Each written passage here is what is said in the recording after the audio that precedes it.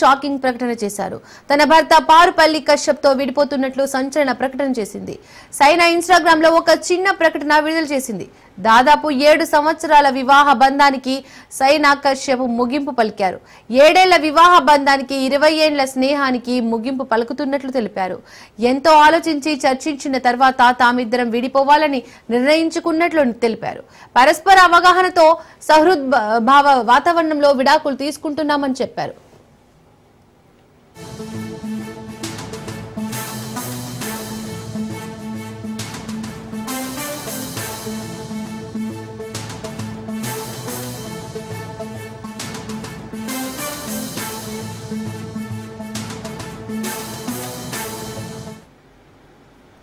జీవితకెళ్తుంది. చాలా ఆలోచన చర్చల తర్వాత కశ్యప్ పారుపల్లి నేను విడిపోవాలని నిర్ణయించుకున్నాం.